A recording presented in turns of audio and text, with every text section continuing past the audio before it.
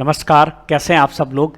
एक बहुत ही महत्वपूर्ण कक्षा में आपका हार्दिक स्वागत और अभिनंदन है।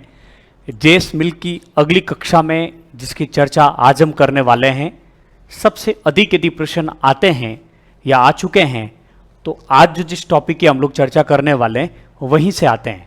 जेएस मिल को 3 बातों के लिए जाना जाता है। जेएस मिल को स्वतंत्रता के विचार के कारण जाना जाता है, उनको स्वतंत्रता के पुजारी कहा जाता है। जेएस मिल को उपयोगितावाद में जो उन्होंने संशोधन किया अपने गुरु बेंथम के, उसके कारण जाना जाता है। और जेएस मिल को जाना जाता है प्रतिनिधियात्मक शासन व्यवस्था के कारण, या लोकतंत्र और प्रतिनिधियात्मक शासन व्यवस्था में जो सुधार उन्होंने किए, जो सुधार के लिए जो सुझाव दिए, उसके कारण जेएस मिल को जाना जाता है। मुझे लगता है कि आज की कक्षा सबसे महत्वपूर्ण होने वाली है, तो ठीक से इन चीज़ों को आप लोगों को समझना है और जेरेमी बेंथम उसके गुरु से तुलना करते हुए इन चीज़ों को आप लोगों को आगे बढ़ाना है। सबसे पहले हम बात करेंगे कि सर्वोत्तम शासन प्रणाली कौन सी है। जेएस मिल के अनुसार सर्वोत्तम शासन प्रणाली लोकतंत्र ही है, क्योंकि उसका मानना है कि लोकतंत्र में ही व्यक्ति को स्वतंत्रता का अधिकार प्राप्त होता है, और जहां स्वतंत्रता के अधिकार के माध्यम से व्यक्ति का बौद्धिक और नैतिक विकास हो सकता है, इसलिए उन्हें लोकतंत्रात्मक शासन व्यवस्था को सबसे बेहतर शासन प्रणाली मानी। यही कारण है क्योंकि व्यक्ति का बौद्धिक और नैतिक विकास लोकतंत्र में ही संभव है, इसलिए सीबी मैकफर्सन ने जेएस मिल की स्वतंत्रता और जेएस मिल के लोकतंत्र को विकासात्मक लोकतंत्र की संज्ञा दी है। बहुत अच्छा प्रश्न कई बार पूछा जाता है। यहां से परिभाषाएं एग्जाम में सीधी सीधी पूछी जाती है। लोकतंत्र के संदर्भ में जो है जेएस मिल की परिभाषाएं पूछी जाती है, उसके बारे में भी हम लोग चर्चा करेंगे। साथ ही साथ हम बात करेंगे कि जेएस मिल किस प्रकार के लोकतंत्र के समर्थक थे।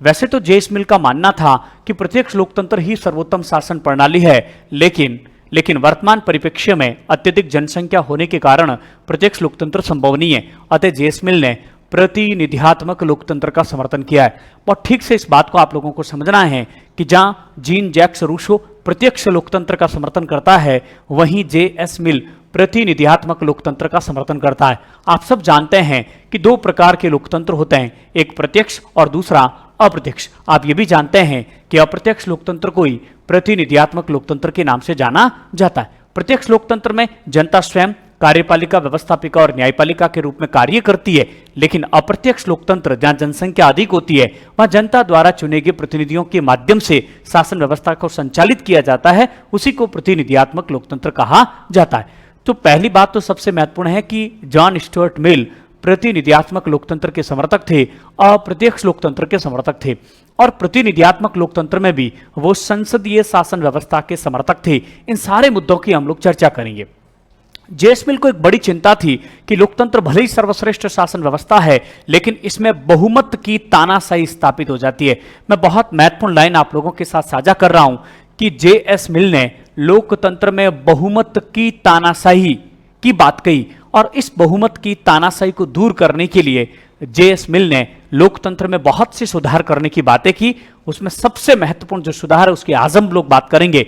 आनुपातिक प्रतिनिधित्व प्रणाली और बहुल मतदान की हम लोग बात करेंगे। ध्यान रखना, बहुमत के शासन के जेएस मिल विरोधी थे, बहुल मतदान के समर्थक थे। एक है बहुमत, एक है बहुल, दोनों की चर्चा हम डिटेल में करेंगे। वो आनुपातिक प्रतिनिधित्व के माध्यम से, जिसको हैर प्रणाली के नाम से भी जाना जाता है, और बहुल मतदान के माध्यम से अल्पसंख्यकों के हितों की सुरक्षा करना चाहता है। क्योंकि जेएस मिल का मानना है कि किसी भी समाज में बुद्धिमान लोग बहुत कम होते हैं, उनकी संख्या हमेशा कम होती है, जबकि जो संख्या में अधिक होते हैं वो जो बुद्धिमान लोग नहीं होते हैं, सामान्य लोग संख्या में बहुत अधिक होते हैं, उनके पास इतनी बुद्धि नहीं होती है। अतः अल्पसंख्यकों के हितों की सुरक्षा होनी चाहिए, और अल्पसंख्यकों के हितों की सुरक्षा की जो निर्वाचन प्रणाली आप लोग जानते हैं, आनुपातिक प्रतिनिधित्व प्रणाली। आज हम सामान्य चर्चा ये भी करेंगे कि 2 प्रकार की चुनाव की प्रणालियां होती है, फर्स्ट पास्ट द पोस्ट, जो सबसे आगे वही जीता, अग्रता ही विजेता, अर्थात जिसको सबसे अधिक मत प्राप्त होते हैं उसी की जीत होती है। और इसमें जो संख्या में ज्यादा होते हैं, चाहे वो जाति के आधार पर हो, चाहे वो धर्म के आधार पर हो, या अन्य किसी आधार पर हो, जिनकी संख्या अधिक होती है उसकी जीत हो जाती है। इस प्रणाली के बहुत से दोष है। हम जब कक्षा 11 की एनसीईआरटी के बारे में चर्चा करेंगे तो बहुत डिटेल में इन सारी चीजों की हम लोग चर्चा करेंगे। जेएस मिल ने आनुपातिक प्रतिनिधित्व का समर्थन किया है। आप जानते हैं कि हमारे भारत में राज्यसभा, राष्ट्रपति और विधान परिषद के सदस्यों के जो चुनाव है आनुपातिक प्रतिनिधित्व की प्रणाली के माध्यम से होते हैं। आज हम इसको भी संक्षिप्त में जानने की कोशिश करेंगे कि आनुपातिक प्रतिनिधित्व प्रणाली के भी दो प्रकार होते हैं, एक सूची प्रणाली और एक एकल संक्रमणीय मतदान प्रणाली। आप जानते हैं कि भारत में विधान परिषद, राज्यसभा, राष्ट्रपति के लिए जो पद्धति का जिस पद्धति को हमने अपना रखा है उपराष्ट्रपति के लिए, वो आनुपातिक प्रतिनिधित्व की एकल संक्रमणीय मत पद्धति है। ट्रांसफर, एक एक मत के हस्तांतरण की पद्धति है। जब हम निर्वाचन प्रणालियों के बारे में चर्चा करेंगे, आप डिटेल में इन सब बातों को जान पाएंगे, और जब भारतीय संविधान और राज्य व्यवस्था की हम लोग बातचीत करेंगे तब भी इन चीजों को बहुत डिटेल में आप लोग जान पाएंगे। लेकिन इसके अलावा भी जेस मिल ने सार्वभौमिक मताधिकार का भी विरोध किया है, लेकिन जेस मिल ने महिला मताधिकार का समर्थन किया। ये बड़ा जबरदस्त फैक्ट है। एक तरफ हम लोगों को लगता है कि वो महिला मताधिकार का समर्थन कर रहा है, इसका मतलब वो सार्वभौमिक वयस्क मताधिकार का तो समर्थन करेगा ही, लेकिन नहीं, बहुत ठीक से इस बात को आपको ध्यान में रखना है कि जेस मिल सार्वभौमिक सार्वभौमिक मताधिकार का समर्थक नहीं था, वो सीमित मताधिकार का समर्थक था। ये बात जरूर हम कह सकते हैं कि उसने मताधिकार को विस्तार करने की बात जरूर कही थी, लेकिन वो सार्वभौमिक मताधिकार का समर्थक नहीं था। इस प्रकार की बहुत सी रोचक बातें आज की कक्षा में आप लोगों को देखने को मिलेगी। सीधे सीधे प्रश्न पूछे जाते हैं, ध्यान रखना। महिला मताधिकार का जहां जेरेमी बेंथम ने शुरुआती समर्थन करने के बाद में अंततः परिस्थितियों को अनुकूल नहीं मानते हुए महिला मताधिकार का समर्थन नहीं किया, वहीं जेस मिल पुरजोर तरीके से महिला मताधिकार का समर्थन करता है। हम ये भी जानेंगे कि जेस मिल लॉर्ड सभा जो द्वितीय सदन है उसके बनावट में, उसकी संस्थागत बनावट में वो संशोधन करना चाहता है, लेकिन वो लॉर्ड सभा का समर्थन करता है। वहीं बेंथम लॉर्ड सभा का विरोध करता है, वो एक ही सदन की बात करता है। हम जेरेमी बेंथम से जोड़कर बहुत सी चीजों की चर्चा करेंगे, क्योंकि प्रश्न यहीं से आते हैं और बहुत अच्छे प्रश्न आते हैं। मैं कई बार इस प्रकार के प्रश्न देखता हूं कि जेस मिल के अनुसार कौन सा कथन सही नहीं है। उसमें 4 कथन दिए जाते हैं, जिसमें महिला मताधिकार का समर्थन हो गया, आनुपातिक प्रतिनिधित्व का समर्थक हो गया, बहुल मतदान का समर्थक हो गया, और एक कथन वहां दिया जाता सार्वभौमिक मताधिकार का। बहुत ठीक से इस बात को आपको समझना है कि वो सार्वभौमिक मताधिकार का समर्थक नहीं था, वो सीमित मताधिकार का समर्थक था। वो इनकी पढ़े लिखे लोग, शिक्षित लोग, धनाढ्य लोगों को, टैक्स देने वाले लोगों को ही मत देने का अधिकार देना चाहता था, ज्ञानी लोगों को ही मत देने का अधिकार देना चाहता था। वो अनपढ़ लोग या और भी जो टैक्स नहीं देते हैं, और भी कई प्रकार के लोग थे, उनको मत देने के अधिकार से वंचित रखता है। तो हम सोच भी नहीं सकते हैं कि जो व्यक्ति महिला मताधिकार का समर्थन करता है वो सार्वभौमिक मताधिकार का विरोध कैसे कर सकता है। लेकिन इसी प्रकार के तो प्रश्न आते हैं। साथ ही एक और महत्वपूर्ण फैक्ट इस कक्षा को शुरू करने से पहले मैं आप लोगों के सामने रख देना चाहता हूं कि जहां जेरेमी बेंथम गुप्त मतदान का समर्थन करता है, आज भी गुप्त मतदान ही संचालित है, वहीं जेएस मिल खुले और सार्वजनिक मताधिकार का समर्थन करते हैं। बहुत ठीक से इस बात को सुनना, जेएस मिल खुले मतदान का समर्थन करते हैं, ओपन बैलेट का समर्थन करते हैं। आज की परिस्थितियों में कदापि यह चीज संभव नहीं है। जहां प्रत्येक देश में गुप्त मतदान है, वहीं जेएस मिल ने खुले मतदान का, सार्वजनिक मतदान का समर्थन किया है, और उसके पक्ष में उसने अपने तर्क दिए। देखिए, जहां बेंथम ने महिला मताधिकार का विरोध किया, जेएस मिल ने महिला मताधिकार का समर्थन किया। जहां बेंथम ने गुप्त मतदान का समर्थन किया, वहीं जेएस मिल ने खुला मतदान का समर्थन किया। बहुत महत्वपूर्ण बातें मैंने पिछले 5 से 6 मिनट में आप लोगों के साथ में साझा की है। इसी के इर्द गिर्द आज की हम लोगों की कक्षा रहेगी। अंततः हम बात करेंगे कि वेपर ने, जो कि बहुत महत्वपूर्ण प्रश्न बनने वाला है, वेपर ने जेएस मिल को अनिच्छुक लोकतंत्रवादी, या फिर हम कहेंगे कि विरुक्त लोकतंत्रवादी कहकर, असंतुष्ट लोकतंत्रवादी कहकर पुकारा है। वेपर का मानना है कि वो लोकतंत्र की बात तो कर रहा है, लेकिन पूर्णतः इच्छुक नहीं है। जब वो सार्वभौमिक मताधिकार को स्वीकार नहीं कर रहा है, वो एक व्यक्ति मतदान के फॉर्मूले को स्वीकार नहीं कर रहा है। एक और बात मुझे याद आ गई, आप लोगों के साथ साझा कर देनी चाहिए कि जहां जेरेमी बेंथम एक व्यक्ति एक मत की बात को स्वीकार करता है, वहीं जेएस मिल बहुल मतदान को स्वीकार करता है, भारित मतदान को स्वीकार करता है। यानी कि पढ़े लिखे लोगों के मत का मूल्य क्या होना चाहिए, अधिक होना चाहिए, इस प्रकार की बात करता है। वो जेरेमी बेंथम के बिल्कुल यहां पर विरोध में है। तो इस प्रकार के बहुत से महत्वपूर्ण फैक्ट्स आज की कक्षा में आप लोगों को जानने को मिलेंगे। इसलिए तो वेपर कहता है कि वो सार्वभौमिक मताधिकार का समर्थन नहीं करता है, वो एक व्यक्ति एक मतदान का समर्थन नहीं करता है। दूसरी जगह हम आज ही बात करेंगे कि जेएस मिल का मानना है कि लोकतंत्र सब जगह संभव नहीं है, लोकतंत्र केवल कुलीनों में संभव है।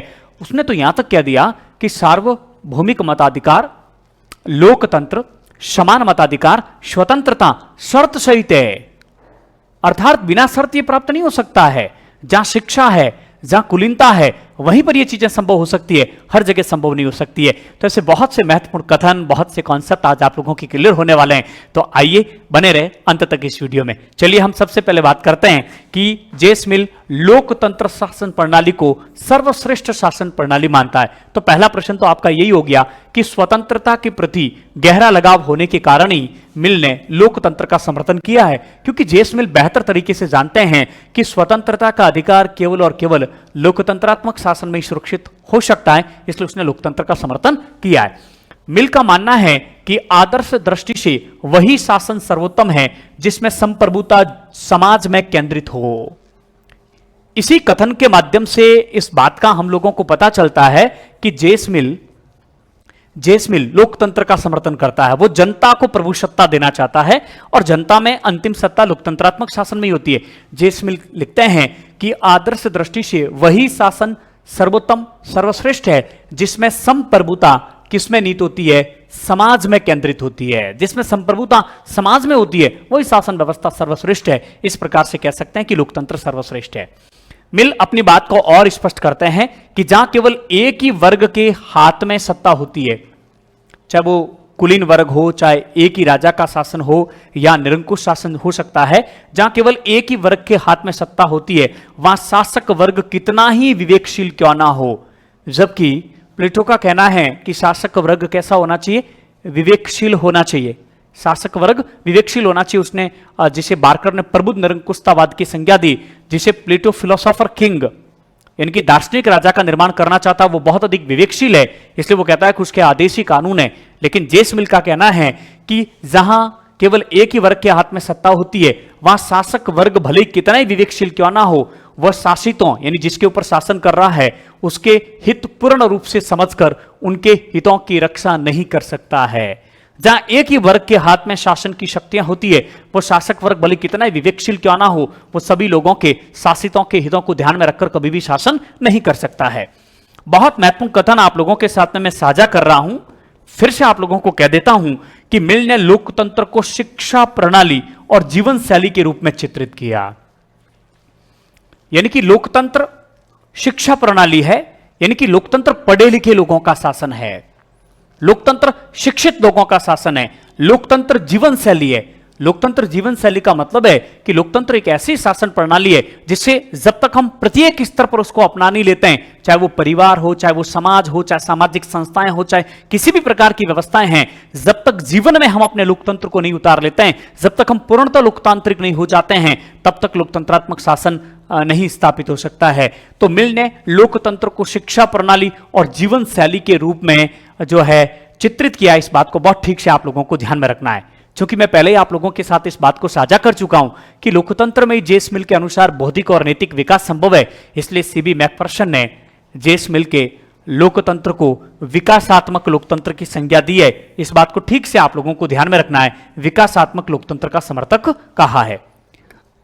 जहां पर हम बात करते हैं कि बेंथम संरक्षणात्मक लोकतंत्र की बात करता है कि लोकतंत्र का उद्देश्य अधिकतम लोगों के अधिकतम हितों की सुरक्षा करना है, वहीं जेस मिल विकासात्मक लोकतंत्र का समर्थन करता है। तो आपसे प्रश्न पूछा जा सकता है इस प्रकार से, तो जो मिलान करने का प्रश्न पूछा जा सकता है कि विकासात्मक लोकतंत्र का समर्थन कौन है, तो वो कौन है आप लोग बताइए, जेएस मिल है। और किसने कहा है इसको विकासात्मक लोकतंत्र का समर्थक या विकासात्मक लोकतंत्र जेएस मिल के लोकतंत्र को? सीबी मैकफर्सन ने कहा है। इस बात का भी आप लोगों को ध्यान रखना है। मुझे लगता है पता चल गया होगा आपको कि बहुत महत्वपूर्ण बातें आज की कक्षा में होने वाली है। मिल के अनुसार शासन की सर्वश्रेष्ठ प्रणाली वह नहीं है जो अत्यधिक कुशल हो, अपितु वह है जो नागरिकों को राजनीतिक शिक्षण, नागरिक अधिकारों और कर्तव्यों का ज्ञान करवाने में सर्वसाधारण की सेवा करे। हम आगे बात करेंगे कि जेस मिल का मानना है कि जब तक लोग शिक्षित नहीं हो जाते पूर्णतः, जब तक लोगों का बौद्धिक और नैतिक विकास नहीं हो जाता है, तब तक शासन व्यवस्था कुछ एक लोगों के हाथों में दी जा सकती है। और वो कहता है कि जिन लोगों को शासन दिया जाता है उनका महज महत्वपूर्ण कर्तव्य है कि वो साक्षरता प्रतिशत में वृद्धि करें। इसलिए जेस मिल निःशुल्क प्राथमिक शिक्षा का समर्थन करते हैं। जेस मिल का कहना है कि शासक वर्ग का यह दायित्व है कि शिक्षण व्यवस्था का समुचित व्यवस्था करे, लोगों का बौद्धिक और नैतिक विकास करे, और जब सभी लोग शिक्षित हो जाएंगे, जब सभी लोग विकसित हो जाएंगे, तब उन सबको भी मत देने का अधिकार दिया जा सकता है। क्योंकि एक बार जेस मिल सार्वभौमिक मताधिकार का समर्थन नहीं करते। तो यहां पर वो कह रहे हैं कि सर्वश्रेष्ठ शासन प्रणाली वो नहीं है जो सबसे अधिक कुशल है। उसने कहा ना, चाहे शासक कितना ही विवेकशील क्यों ना हो, वो चाहे कितना ही कुशल क्यों ना हो, वह सर्वश्रेष्ठ प्रणाली नहीं हो सकती है। अपितु सर्वश्रेष्ठ प्रणाली तो वह है जहां नागरिकों को कौन सी शिक्षा दी जाती है, राजनीतिक शिक्षा दी जाती है, इनकी उनका शिक्षित होना बहुत अधिक जरूरी है, और उनको नागरिक अधिकारों और नागरिक कर्तव्यों का ज्ञान करवाने की सर्वसाधारण सेवा की जाती है। यानी कि यहां पर इस बात को आपको ध्यान रखना है कि जेस मिल नैतिक राज्य की बात करता है, जेस मिल राज्य को नैतिक संस्था मानता है। बहुत महत्वपूर्ण फैक्ट आप लोगों के साथ में मैं साझा कर रहा हूं कि जेस मिल राज्य को नैतिक संस्था की संज्ञा देता है, नैतिक संस्था राज्य को। और सरकार का मुख्य उद्देश्य यही है कि नैतिक शिक्षा दे, उनको उनके कर्तव्यों का उसको ज्ञान करवाए, उनका बौद्धिक विकास करे, उनको नागरिक अधिकारों का ज्ञान करवाए, उनको राजनीतिक शिक्षण दे, ताकि वो रूढ़िवादिता से दूर हो सके। आप बेहतर तरीके से जानते हैं कि बेंथम ने केवल भौतिक सुखों की बात कही थी, जबकि जेस मिल आध्यात्मिक और नैतिक सुखों की बात भी करता है। जहां बेंथम ने नैतिकता की तरफ बिल्कुल भी ध्यान नहीं दिया था, ठीक, लेकिन जेस मिल ने नैतिकता की तरफ बहुत अधिक ध्यान दिया है। लेकिन लोकतंत्र में भी कौन प्रतिनिधियात्मक शासन वाला लोकतंत्र श्रेष्ठ है? लोकतंत्र में भी कैसा लोकतंत्र? प्रतिनिधियात्मक लोकतंत्र, यानी कि प्रत्यक्ष नहीं अप्रत्यक्ष लोकतंत्र। वो इसलिए श्रेष्ठ है क्योंकि अन्य किसी भी शासन व्यवस्था की अपेक्षा उसमें व्यक्ति के बौद्धिक और नैतिक विकास की अधिक संभावना होती है। प्रतिनिधियात्मक लोकतंत्र में ही व्यक्ति के बौद्धिक और नैतिक विकास की सर्वाधिक संभावना होती है। क्यों? क्योंकि प्रतिनिधियात्मक शासन में बुद्धिमान लोगों का शासन होगा। और बुद्धिमान लोगों का शासन कैसे होगा? क्योंकि हम जो बहुल मतदान दे रहे हैं वो बुद्धिमान लोगों को दे रहे हैं, पढ़े लिखे लोगों को दे रहे हैं, टैक्स पे करने वाले लोगों को दे रहे हैं, उनका मत का मूल्य अधिक होगा। इसलिए जो संख्या में अधिक है, लेकिन वो लोग बुद्धिमान नहीं है, कम बुद्धिमानों की संख्या कम है, लेकिन उनका मत का मूल्य यदि हम बढ़ा देंगे तो उनको बराबर का मत प्राप्त हो जाएगा। एक जगह पर जेस मिल लिखते हैं, इस बात को ठीक से समझना, कि बहुल मतदान इसलिए भी आवश्यक है क्योंकि एक तरफ यह बहुसंख्यक जनसंख्या है, बहुमत, या हम कह सकते हैं बहुसंख्यक, ये जो संख्या में अधिक है, चूंकि बहुसंख्यक है, संख्या में अधिक है, इसलिए ज्यादा पढ़े लिखे नहीं है, सर्वसाधारण है। और एक तरफ जो संख्या में कम है, हम आप बेहतर तरीके से जानते हैं कि जो बुद्धिमान लोग हैं, जो शिक्षित लोग हैं, उनकी संख्या समाज में क्या होती है? कम होती है। जेस मिल कहता है कि कम से कम बहुल मतदान देने से इन दोनों के मत के मूल्य को बराबर किया जा सकता है। कैसे किया जा सकता है, जरा ठीक से समझिए कि यह हो गया बहुल मतदान। कौन सा मतदान? बहुल मतदान, जिसको हम भारित मतदान भी कह सकते हैं। यह हो गया इस प्रकार का, जैसे इनके तो प्रत्येक व्यक्ति के एक मत का एक ही मूल्य, लेकिन इनके एक व्यक्ति के एक मत का मूल्य भार कितना है? 5 है। आपने राष्ट्रपति में आनुपातिक प्रतिनिधित्व प्रणाली में हम लोगों ने मत मूल्य निकालने के सूत्र की भी बात करते हैं हम लोग। आप जानते हैं कि राजस्थान के एक विधायक का मत मूल्य अलग होता है और संसद के एक विधायक का मत मूल्य अलग होता है। आप बेहतर तरीके से जानते हैं कि उसमें बहुत अधिक अंतर होता है। ठीक उसी प्रकार से बहुल मतदान में भी कुछ लोगों के जो शिक्षित है, पढ़े लिखे है, बुद्धिमान, उनके मत का मूल्य अधिक होगा। अब मानिए कि ये लोग 500 है और ये लोग कितने हैं? 100 है। अब इनको मत देने का अधिकार दिया जाएगा तो इनके कुल मत कितने होंगे? 500, और इनमें प्रत्येक का मत 5 माना जाएगा, तो इसका भी कितना हो जाएगा? 5वां। जेस मिल एक जगह पर स्पष्ट कहते हैं कि बहुल मतदान के माध्यम से कम बुद्धिमान और शिक्षित जो अल्पसंख्यक वर्ग है, उनको बहुसंख्यक वर्ग के बराबर मत का अधिकार तो होना ही चाहिए। इस प्रकार की बात वो कहना चाह रहा है। चलिए आगे देखते हैं। तो कह रहा है कि लोकतंत्र अन्य शासन व्यवस्था से बेहतर है क्योंकि ये बौद्धिक और नैतिक विकास के लिए काफी उपयोगी है, क्योंकि बुद्धिशाली और शिक्षित लोगों का जब शासन होगा और वो अन्य लोगों को भी शिक्षित करने के कार्य करेंगे, इसमें विकास की संभावना ज्यादा होती है। इसलिए तो सीबी मैकफर्शन ने इसके लोकतंत्र को विकासात्मक लोकतंत्र कहा। मिल लोकतंत्र को प्रगति के लिए अनिवार्य मानता है, इसलिए विकासात्मक लोकतंत्र कहा जाता है। लोकतंत्र समाज के व्यक्ति के विकास के लिए बहुत जरूरी, क्योंकि स्वतंत्रता भी इसी प्रकार के लोकतंत्र में संभव है, क्योंकि इससे बुद्धि और क्षमता का विकास होता है। बहुत महत्वपूर्ण फैक्ट आप लोगों के साथ में साझा कर रहा हूं, और जहां तक मुझे याद आ रहा है ये प्रश्न पूछा जा चुका है कि किसने लोकतंत्र को प्रगति के लिए अनिवार्य माना, क्योंकि इसमें बुद्धि और क्षमता का विकास होता है।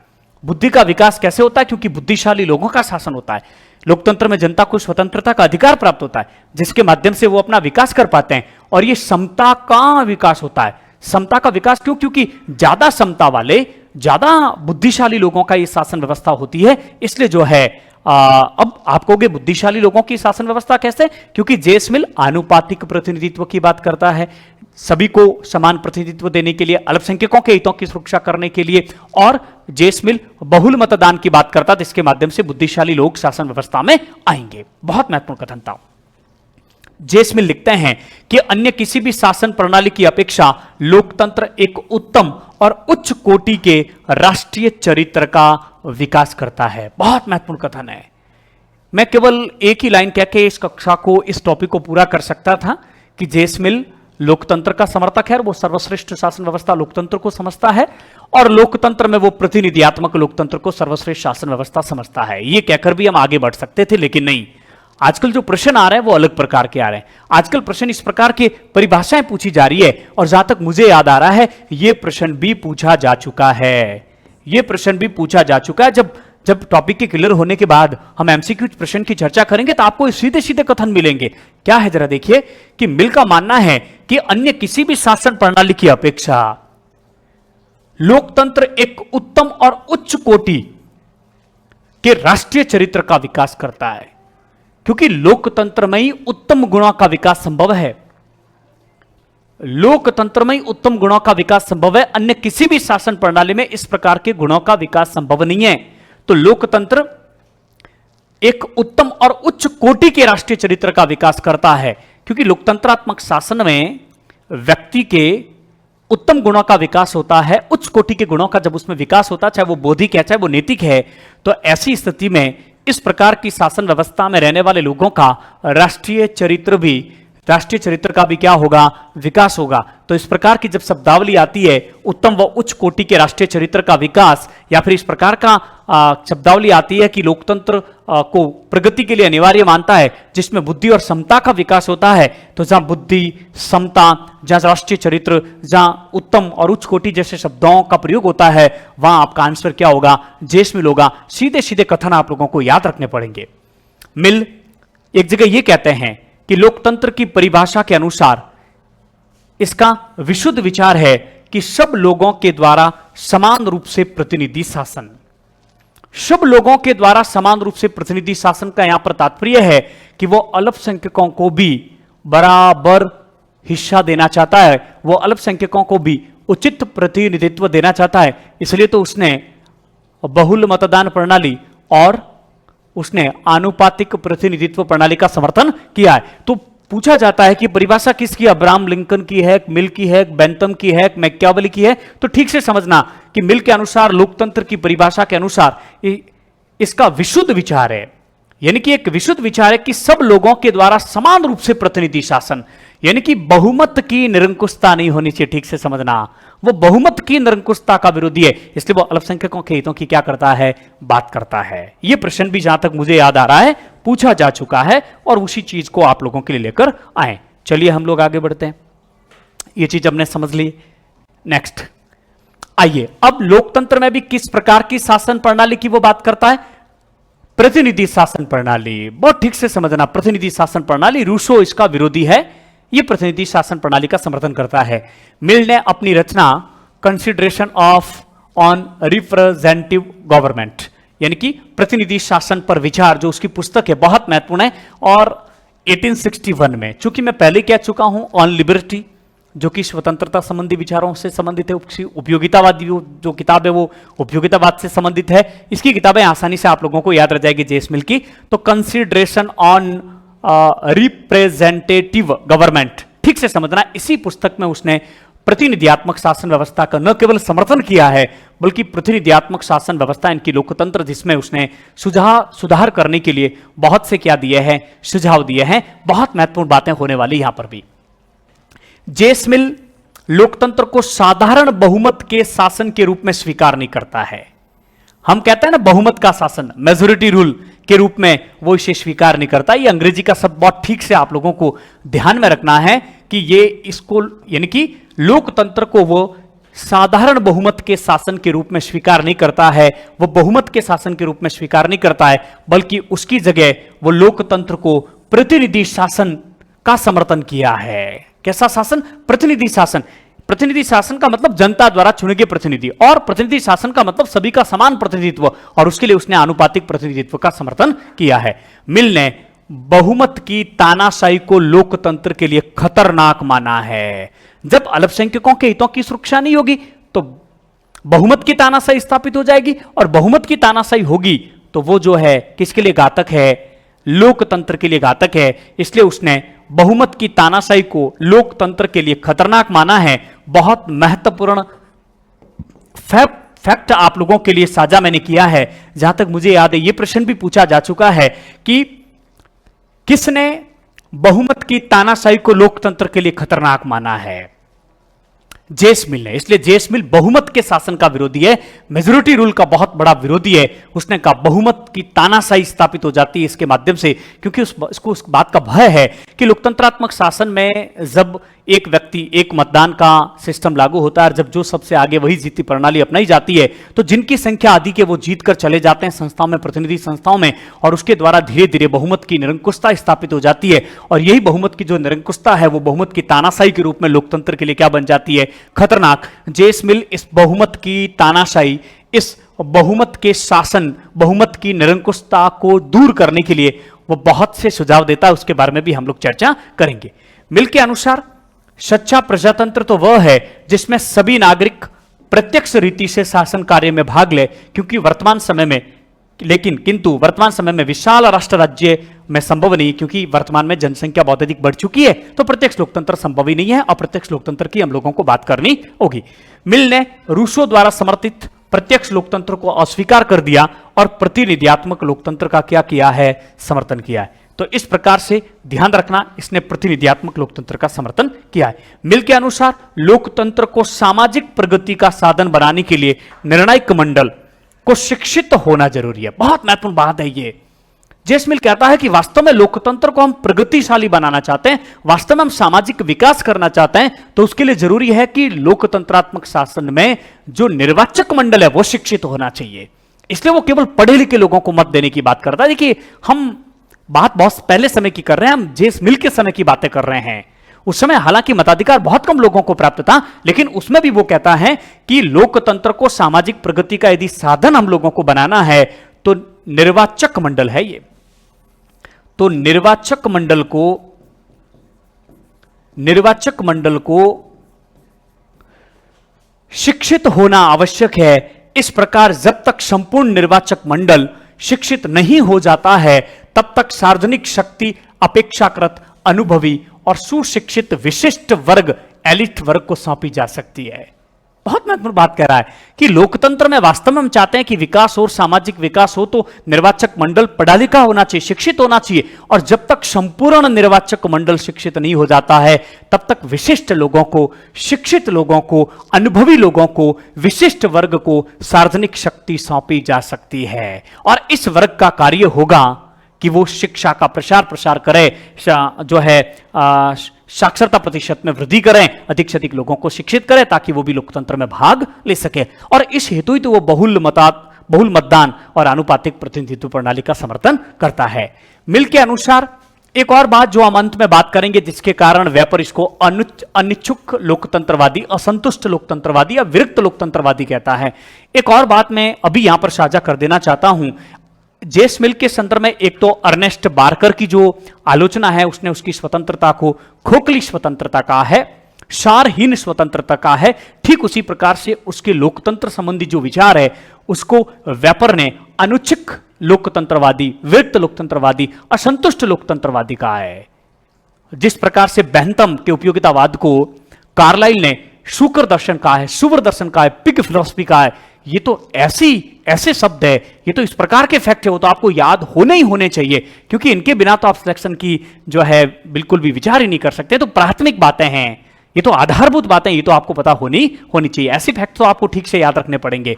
तो मिल को वो अनुच्छिक लोकतंत्रवादी इसलिए भी कहता है क्योंकि जेस मिल स्पष्ट कहता है कि लोकतंत्र हर देश में हर परिस्थिति में संभव नहीं है। उसका मानना है कि लोकतंत्र आदिवासी और पिछड़े इलाकों में संभव ही नहीं है, इसलिए उसको अनिच्छुक लोकतंत्रवादी भी कहा जाता है। मिल के अनुसार आदिवासी जो समाज है, प्रीमेटिव जो सोसाइटी है और आर्थिक दृष्टि से जो कमजोर समाज में प्रतिनिधि शासन कायम रखना बहुत मुश्किल कार्य है। वो तो ये भी कहता है कि स्वतंत्रता भी जो है जहां अविकसित राष्ट्र है वहां संभव नहीं है।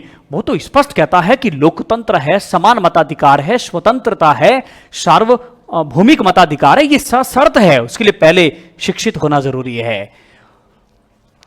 मिल के अनुसार आदिवासी समाज व आर्थिक दृष्टि से कमजोर समाज में प्रतिनिधि शासन कायम करना बहुत मुश्किल कार्य है, लेकिन पश्चिमी सभ्यता जहां व्यक्तिगत स्वतंत्रता, जहां सुख की साधना को बुनियादी मूल्य माना जाता है, वहां प्रतिनिधि संस्थाएं अनिवार्य है। जो पश्चिमी देश है, जहां शिक्षा है, जहां लोग विकसित है, वहां पर जहां व्यक्तिगत स्वतंत्रता को बहुत महत्वपूर्ण माना जाता है, जहां सुख की साधना को बुनियादी मूल्य माना जाता है, बुनियादी इनके आधारभूत मूल्य के रूप में, मूल्य का मतलब उसकी बहुत अधिक उपयोगिता है, बहुत अधिक उसकी कीमत है।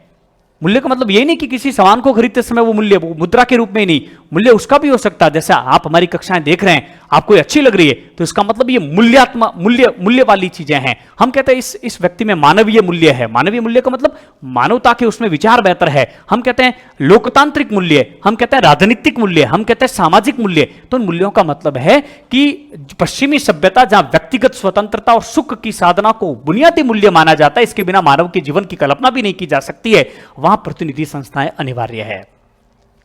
राज्य का शासन जनता के निर्वाचित प्रतिनिधियों के द्वारा ही किया जाना चाहिए, यह भी जेस मिल का ही मानना है। तो निर्वाचित प्रतिनिधियों का द्वारा करना चाहिए।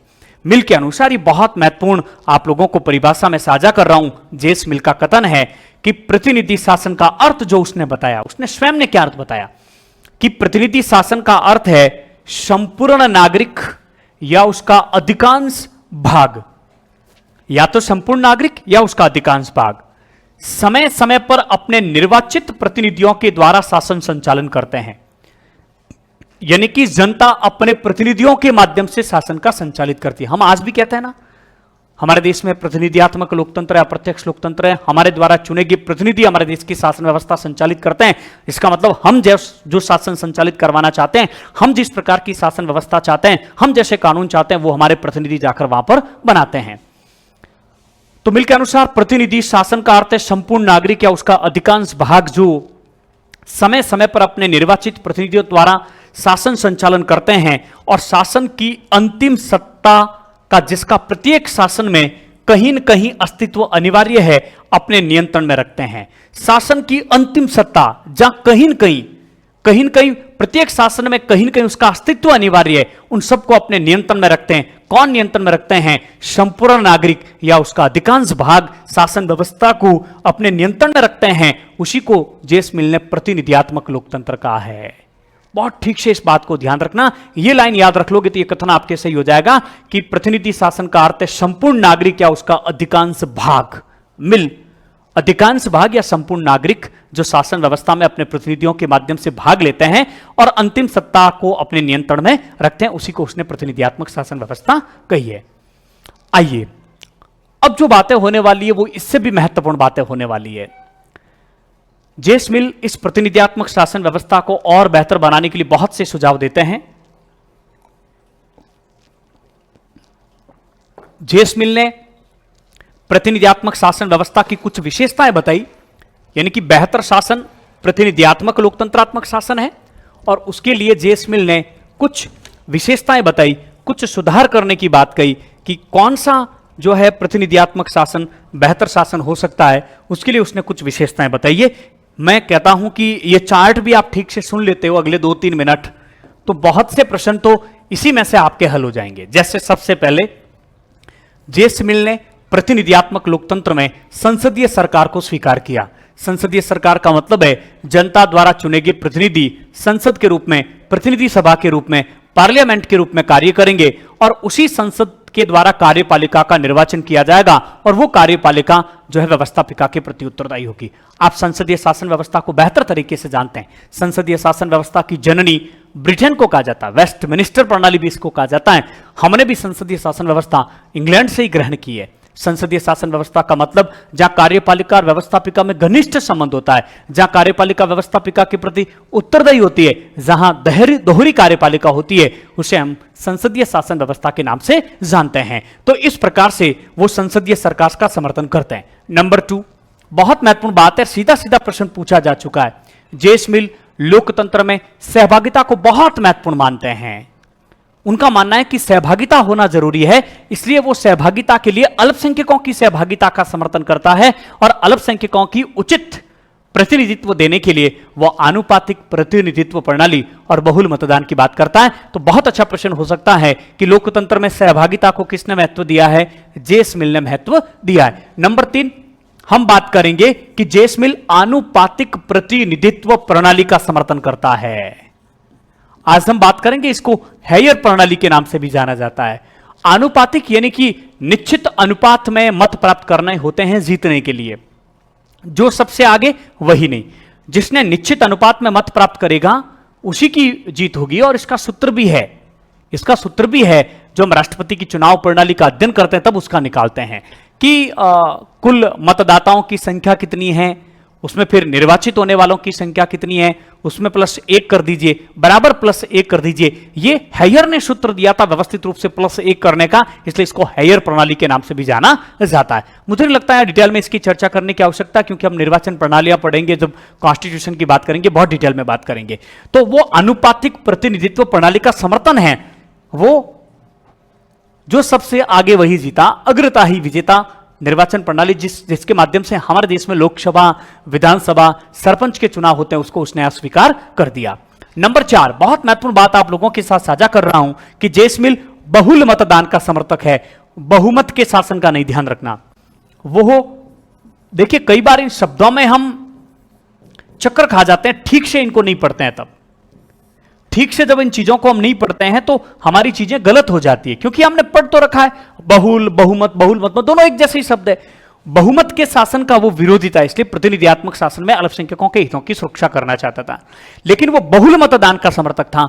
बहुल यानी भारित मतदान, यानी कि पढ़े लिखे लोगों को ज्यादा मतदान देने की शक्ति। ज्यादा मतदान का मतलब है कि उनको अधिक मत, उनका एक मत अधिक मत काउंट होगा, या हम कह सकते हैं कि उनको एक ही व्यक्ति को 5 मत देने का अधिकार होना चाहिए। उसको कौन से मतदान का समर्थन किया है? बहुल मतदान का समर्थन किया है। यहीं पर आप लोगों को याद दिला देता हूं, बैंथम ने एक व्यक्ति एक मत को समर्थन किया, जिस प्रकार से हमारे देश में लोकसभा और विधानसभा के चुनाव होते हैं।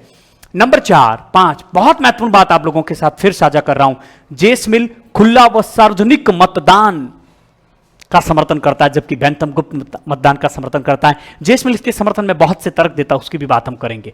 नंबर 6, बहुत महत्वपूर्ण बात, अक्सर हम समझ लेते हैं, अपने आप को समझा लेते हैं, कुछ निर्णय हम खुद ले लेते हैं कि नहीं, जेस मिल इतनी अच्छी अच्छी बातें कर रहा है तो वो सार्वभौमिक मताधिकार का समर्थक होगा, वो सार्वभौमिक मताधिकार का समर्थक होगा। लेकिन ध्यान रखना, सार्वभौमिक मताधिकार का समर्थक नहीं, सार्वभौमिक मताधिकार का समर्थक नहीं होना चाहिए। गलती से ये टाइप हो गया, मैं भी इसको जो है वापस देख लेता हूं कि कहां गलती हो गई है। तो वो सार्वभौमिक वयस्क मताधिकार का समर्थक नहीं है, सार्वभौमिक मताधिकार का समर्थक नहीं है। इस बात का आप लोगों को ध्यान रखना है, बहुत महत्वपूर्ण बात है। इसको ठीक से मैं वापस लिख देता हूं ताकि कोई दिक्कत नहीं हो। सार्वभौमिक मताधिकार का समर्थक नहीं, वो पढ़े लिखे लोगों को मतदान देने का समर्थक है, सभी को मत देने का अधिकार का वो समर्थन नहीं करता है। और अंत में तो बहुत महत्वपूर्ण बात आप लोगों के लिए रहेगी बैंथम के विपरीत, कि वो महिला मताधिकार का पुरजोर समर्थन करने वाला अग्रिम पंक्ति का व्यक्ति था। ये 7 पॉइंट यदि सीधे सीधे याद कर लिया आपने तो आपका प्रश्न सही हो जाएगा। प्रश्न आएगा, निम्न में से जेस मिल किसका समर्थक है, किसका समर्थक नहीं है? ठीक से याद रखना है, वो संसदीय सरकार, आनुपातिक प्रतिनिधित्व प्रणाली, बहुल मतदान, खुला व सार्वजनिक मतदान, महिला मताधिकार का समर्थक है, लेकिन वो सार्वभौमिक वयस्क मताधिकार का समर्थक नहीं है, वो गुप्त मतदान का समर्थक नहीं है, वो एक व्यक्ति एक मत का समर्थक नहीं है, वो जो सबसे आगे वही जीता पद्धति का समर्थक नहीं है।